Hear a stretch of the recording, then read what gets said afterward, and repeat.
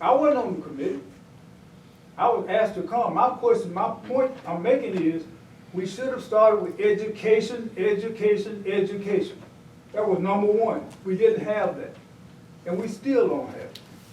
Okay. Because most of the people in the city of Prairie have no idea of what a home rule charter is versus a general law city. That's the whole We're idea. gonna dive into it, but let's get the, yeah, go ahead. And then Okay. do it. I'm gonna sound like a broken record for just 5 seconds. Again, I have yet to hear anything from the council about where's the need. So I'm gonna follow up with a little education, Mr. Leverett, I'm gonna follow up with you. That's relevant. You absolutely are right as a council to say that the charter can only be altered or amended or repealed every 2 years. But the other information that I think has been left out that's critical for the citizens is that charter amendments are also addressed in the Texas Local Government Code. This isn't the only way to amend a city charter, and I haven't heard that, maybe I missed it. But just for everybody's sake and just for my sake, in section 94 of the Local Government Code, if the citizens feel that there is something that needs to be considered for amendment, we as a body, with 5% of the qualified registered voters, can submit that to the council, to compel them, to require them. So again, what is it that we specifically feel needs to be addressed? And if you want to talk to the citizens about what we feel, then do a survey.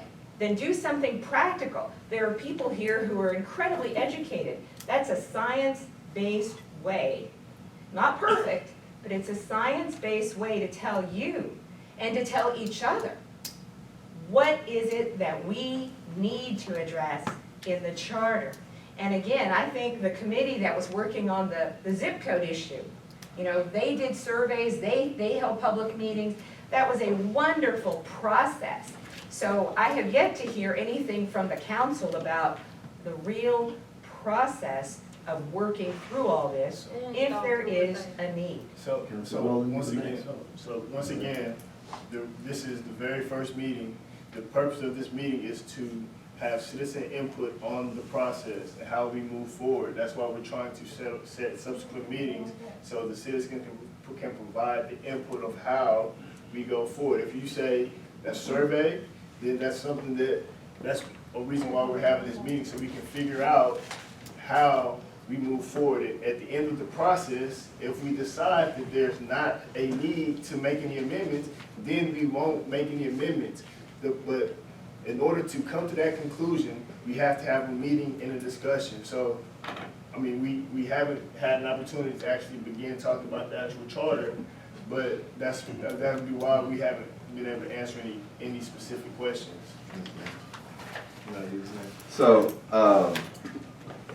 So if I would have came with a whole list of things and told you what I wanted or what council would wanted, then the citizen would have said that y'all already know what you wanted and y'all won't listen to us. This meeting was an open meeting for everyone to get it off their chest. The only two things that council wanted to kind of solidify was the additional dates. As we, like we've been saying, because we're just going around in circles, can we turn to the first part of the Home Rule Charter that talks about the corporate powers, talks about the named boundaries in the ETJ. So one of the reasons why at the time that it was important that we pass this go from general law to home rule, for those who do not know, it was to protect our boundaries as a community. As a general law city, you cannot extend your ETJ. Us becoming a home rule city allowed us to be able to extend our ETJ. Did it happen perfectly like we planned it? No. Why? Because we were trying to extend, we had a grant, the same grant we've been working on for 3 years now, on James Muse, tying in with, it's actually been about 5 years, tying in with Tom Ball Forest and some other people closer to Waller. Waller is a general law city that doesn't meet the population of 5,000 residents, which means they cannot extend their ETJ. So it was a race for services. But guess what A Legacy did? when we dropped the ball as a community, A Legacy got the city services from Waller, which allowed the city of Waller to extend their boundaries. This is about protecting our community. And again, if you may not like just listen to what we're saying. We all care about this community. So we're gonna look at the first page and just talk about why it was important that we go from general law to home rule, which means we now protect our boundaries. We can now go an additional mile from our ETJ, which would have put us into A Legacy if we would have got the grant, the same property that there was a development that was supposed to go on the corner of going towards Waller on 0290, which would have given us a flag in the ground to plant, which have allowed us to extend city services, which would have forced A Legacy to get services from us instead of Waller. That is true when you talk about economic development, you talk about tax dollars, that is real. And so that's one of the reasons. And so hopefully citizens are understanding currently where we're at. So a home rule charter allowed us to do that. The question that you may have, so what have you done since you did that, right? And so that's when we come back and we say, well, we've had subsequent conversations. We had a transition in elected officials from one mayor to the other mayor. And so things happened. Well, again, I don't necessarily know if we're going to go through what happened in all the business, but we didn't land the company.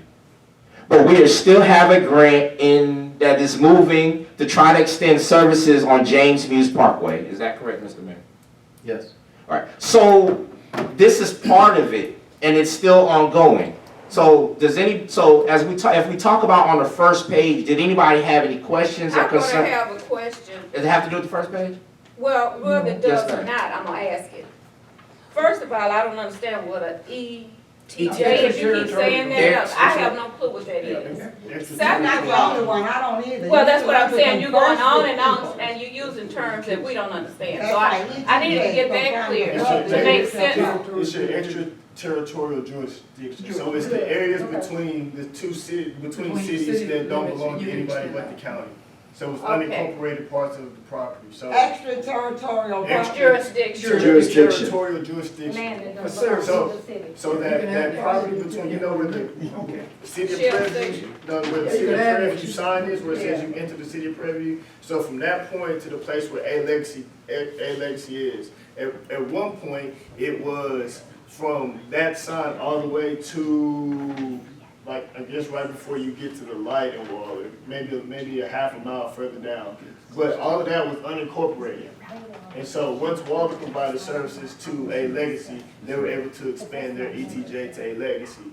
But that, General law said that they could do that. Yes, because they provided the services. That's why we were It's trying to lock them. it's called a voluntary annexation. Oh. right. They couldn't force it on them, but because they went to them and asked for it, and the city of Prairie View was not then and is not today situated to provide those services to A Legacy. Okay, so. We're not set up for What's the that. limitation? Let me finish. May I finish? Yes, I'm sorry. Yeah, go ahead. You want to answer one of the May I questions? finish? Did I answer your question? finish Let me finish saying what I was saying. Dr. Bond, did I answer your question before you go? Answer your question, Ms. Webster? Did I answer your Yeah. question? I'm cool. ETJ. If I don't understand, I keep asking until I can understand it. But my second point was that 2.5 years ago, Mr. Perry got up there and he had a problem with some things that were going on with his property. And he was starting a petition. I talked to Attorney Leah Hayes after the meeting, and she said, according to our city charter, citizens don't have a right to petition the government for things. I got together with yes it is, there is no citizen. I got together with Mr. Perry, Dr. Hawkins, and about 7 other I people. remember that. I invited you to meetings, we invited Marie to meetings when she was on the city council, and we were in the process of going through our city charter to see how we can do an amendment to include citizens' input in petitioning the government. Now, Mr. Perry don't remember that. No, she's right with Right, that. right. I do remember. So we had several meetings over and over to do that, and I'm thinking it's a good idea in the different communities, if we take, I like the idea that Attorney Sedillo had, go by section, and let us first of all become familiar with what's in here, and then we can come up with some ideas or suggestions on how we can change it. But when we got together as a committee, the need was to amend the city charter Right. so that citizens could have the right to petition. That was the need. Well, keep in mind what Attorney Cedillo shared, and I think someone up here mentioned also, I think Councilman Rowland, that this is a boilerplate, and I'll share this. I spoke with former Mayor Frank Jackson. When I found out what Councilman Rowland shared, why didn't it pass last time? Because I wasn't there why didn't it pass last time? And he shared with me a part of what I think former Mayor Leverett said, the education, and it was too much in there. So what our commission did was we took the simple boilerplate that, enough people could understand, but we also incorporated and wrapped in our city ordinances.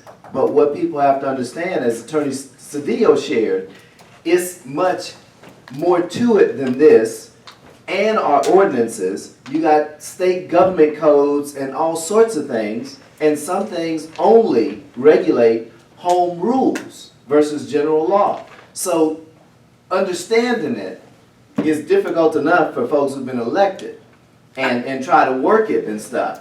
No, because there's so much information and it's legal. A lot of elected officials have been to law school for a reason, because they make these laws and then they can understand the ones that come before them written by other people or proposed. So it's not as simple as understanding it, but I do agree with you all in one context, is why don't we start with what is not working? Because to say we got corporate powers and we got boundaries, we already know that. Are the corporate powers wrong? Do we need to try to change that? Can we?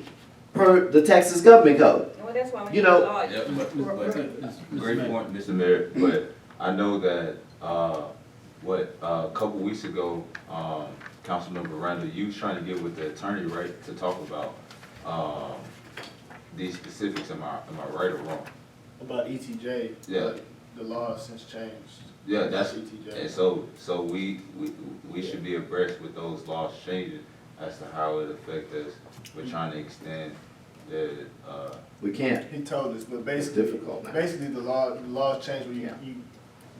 you really can't involuntarily expand your ETJ.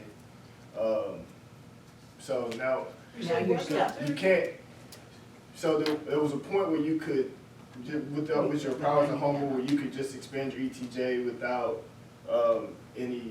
anything from the place that you're expanding to. You can't do that anymore under more strict circumstances, which you can't. So you can't involuntarily expand your ETJ anymore by changing the legislature. You can't annex other properties that are not incorporated, like general law toward Waller, as Councilman Randall said, the area between our extraterritorial jurisdiction and Waller used to be like fair ground. You used to be able, thank you ma'am, you used to be able to expand into Waller. One of the biggest things I got from sitting on the commission was not expanding our borders, but to simply protect our borders so other people couldn't annex us back at that time. That was our biggest concern, because we needed to take care of this before we could really flex those muscles and go out, and we're still working on that part of it. But now you can't, unless they invite you, as A Legacy did with Waller. That was what they call a voluntary annexation. You can't absorb other people now like you used to years ago. Ms. Reed. So I want to understand this right, because I want to go back and tell my neighbors going down Brown Meadow. That's where Kara Kellum, Dr. Baker, and all of them live. They are not considered a part of Purview. But they do get their water and they get their garbage pickup from Purview. So why can't we go ahead and annex them? With their permission, we can. It's called a voluntary annexation. It's because of the people that sat in this room that night when it was on agenda, and they vehemently opposed it. It's to protect their right not to be annexed if they don't want to, and that's what is now state law. It wasn't then, Well, if they it's don't now wanna- state law. Okay, but if they don't wanna be annexed, then don't we also have the right to say, then you need to get your own garbage pickup and your water We delivered? can, but I'm we, just asking, I know we wouldn't, we, but I'm yeah. saying, could we do that? we could, but then Did they state why they didn't wanna be they annexed? probably wanna pay cut, property. well, they said that, well, there's a couple moving pieces, but they wanted to make sure that the city would be able to provide them with full city services.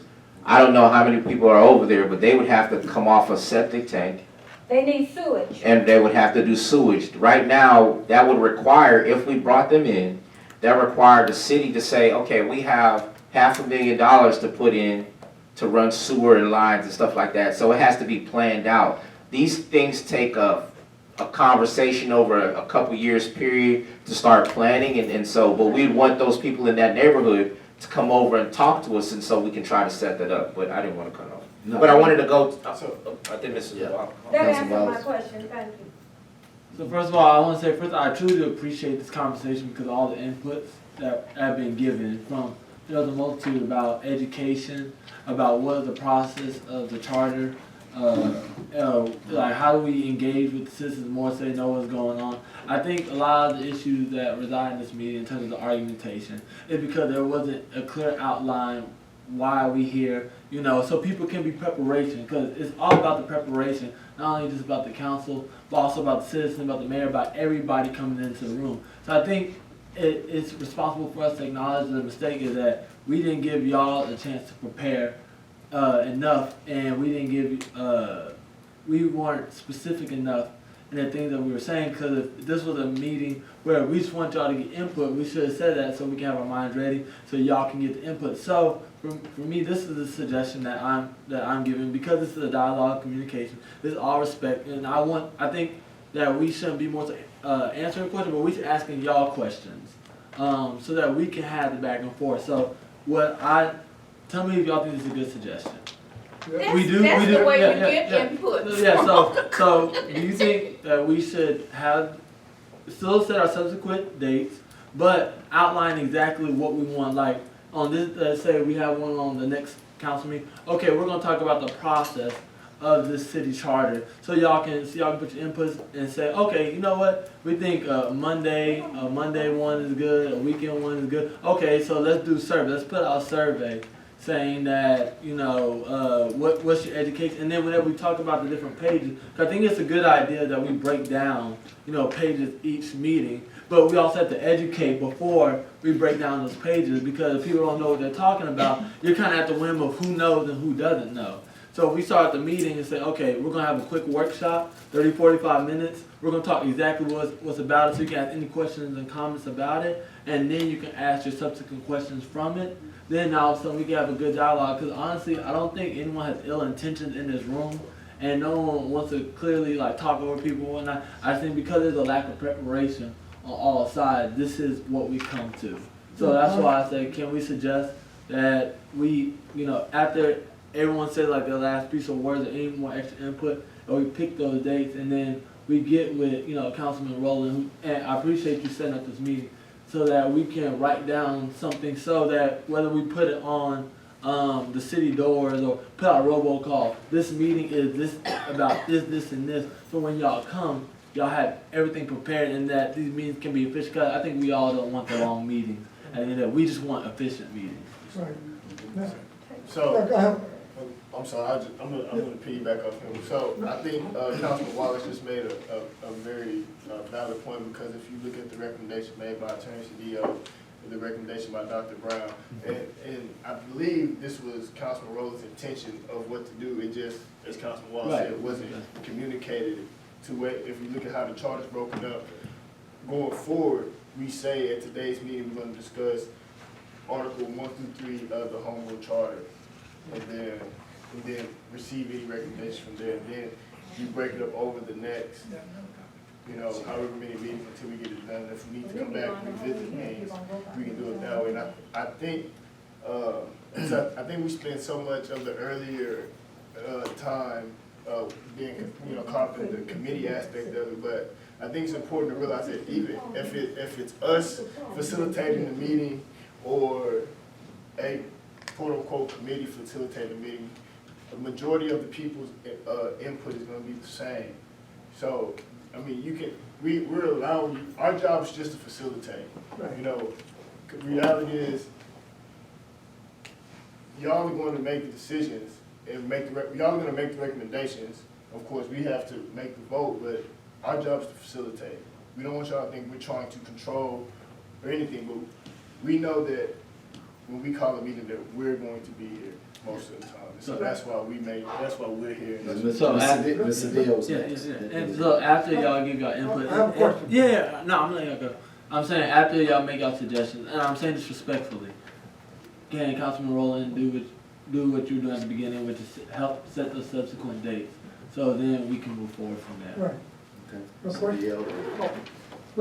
My question is, we'll make sure we understand, so we get back to the community.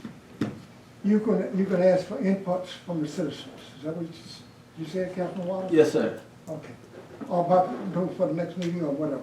Yes, sir. Like we want, like I said, the issue was that we didn't come in preparation. Y'all came here, like y'all knew it was on the agenda, but y'all can only go off with the agenda without the specificity that is needed for y'all to be like, okay, this is the type of information I need to bring into. Okay, so next time then, we'll ask for citizens. So, Yeah, Mr. Dale. Yeah, and me and you can talk as well. All right, everybody, I appreciate this called workshop, but one of the things that I feel that I'm a little disappointed that I keep as a citizen asking, what's the need? What do you see as a need? People on the dais have been elected for a number of years. We elected you to lead. Part of leading is answering questions.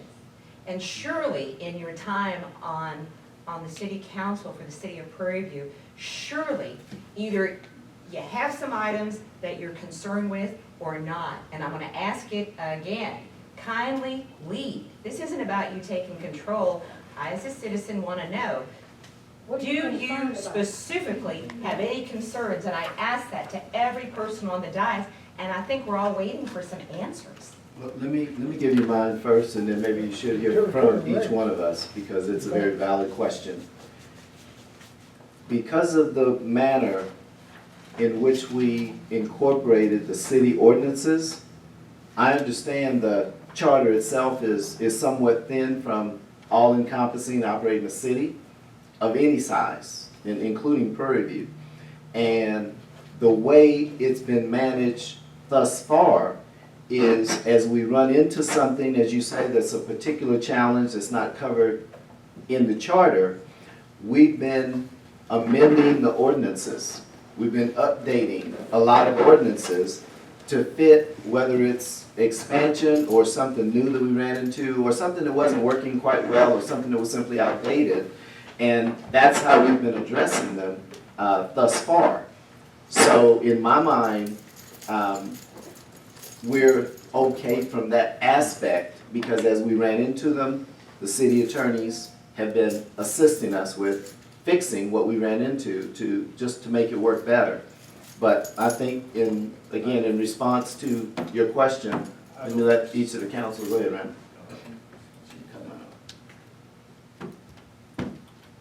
So for me, I won't say I have any specific quote-unquote concerns. The reason why I think this is important is because in 2, 3 to 5 years, the city of Prairie View is not going to look the way that it looks today. And so we have to have a conversation to determine whether our charter is going to fit the growth in our current style of government, if it's going to fit our city as we continue to grow and progress to the future. That's my number one. My number one issue is making sure that we're in a good position for the future.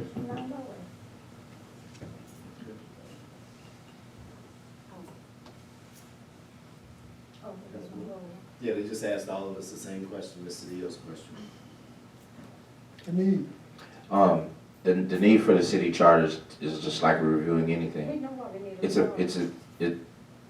We're going through the process. This process hasn't been done since the charter was approved. We're not looking for anything specific.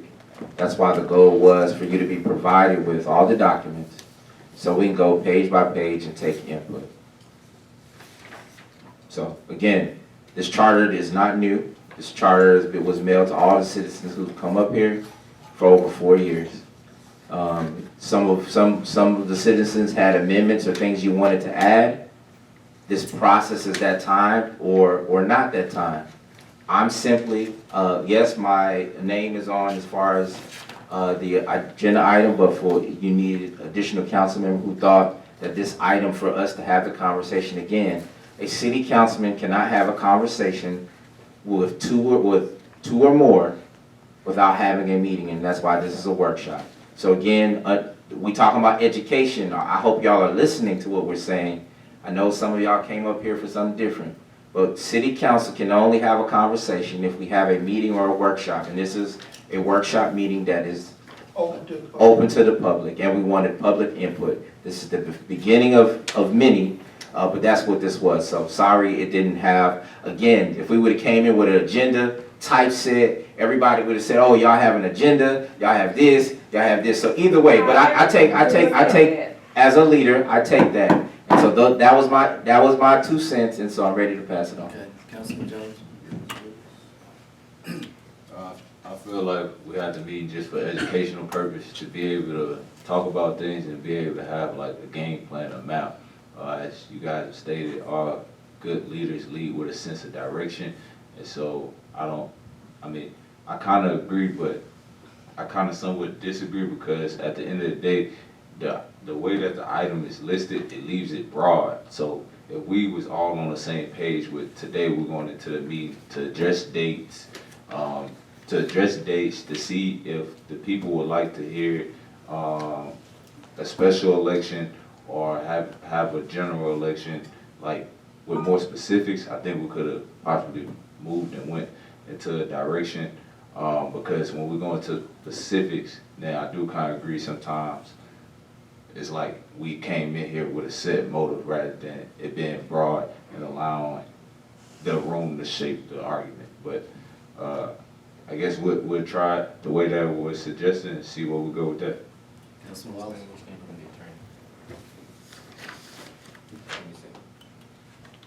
So once again, I want to. He already, Yeah, you started. he already gave his. If you've answered You this? have Yeah, to repeat that's it. a question. I don't want. I could repeat the sentiment. Okay. Well, I think one thing in getting back to what was stated, and at least in going forward, the one question that I think we need to answer specifically tonight, and even in getting to dates, are we trying to rush this for November and to spend the money, or are we trying to just really go take our time, get the feedback, and then do what the public wants without costing them? It's gonna cost a lot of money anyway, because there's a lot of paper and that sort of thing's gotta be mailed to every single person who resides in the city, but at least all the voting folks for sure.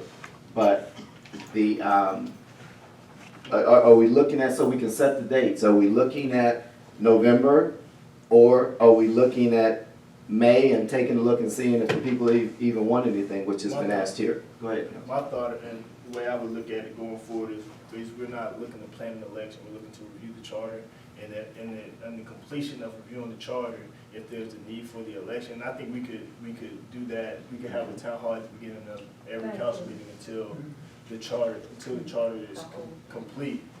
You know, just in the review process of the charter.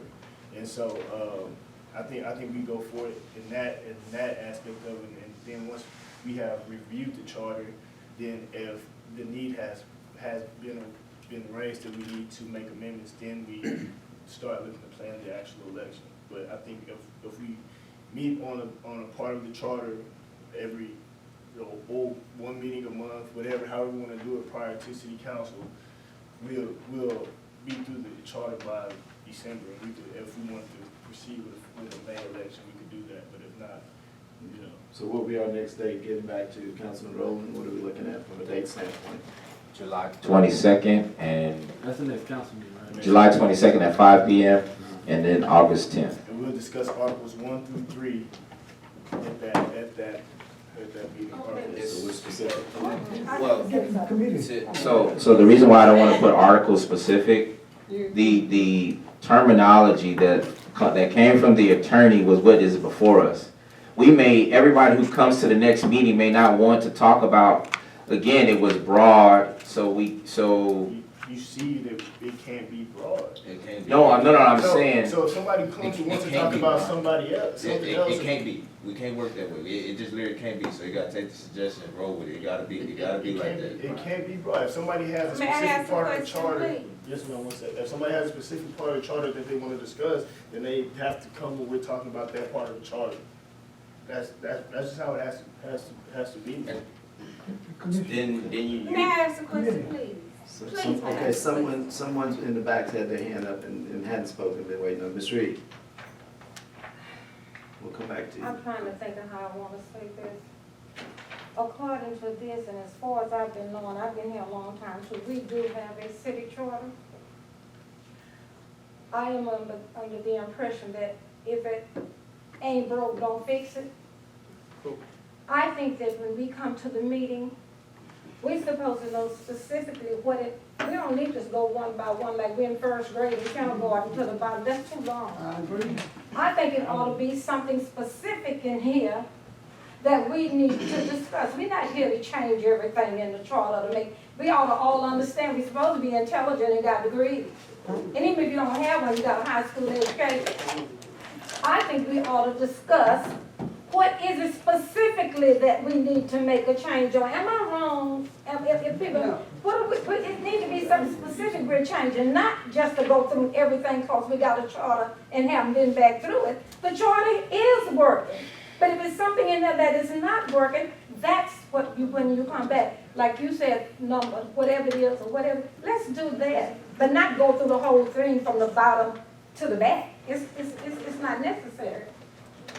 That's all I want to say. Okay, let me make my points. And I don't need nobody to holler or interrupt me. Respect me when I'm making my points. Number one, Councilman Rowland keeps insisting that if he had been more specific in the agenda, that people would have complained about they came in here with agenda. That's what you're supposed to do when you have a meeting. You're supposed to have specific things that you want to discuss. If you have a hard time formulating those things, get with somebody that's intelligent and let them help you come up with a specific agenda of things to discuss. my intent was to get you talking, that was my intent. Well, you succeeded. You succeeded. One at a time. See, I asked him not to interrupt me. So continue. I You asked called him me not to out, so interrupt you can continue. Well, I asked you not to I'm very interrupt me. intellectual. I asked you not to, I'm sure you are, that's why you can't even make a complete Oh, sentence. that's correct. Anything Anyway, else? second of all,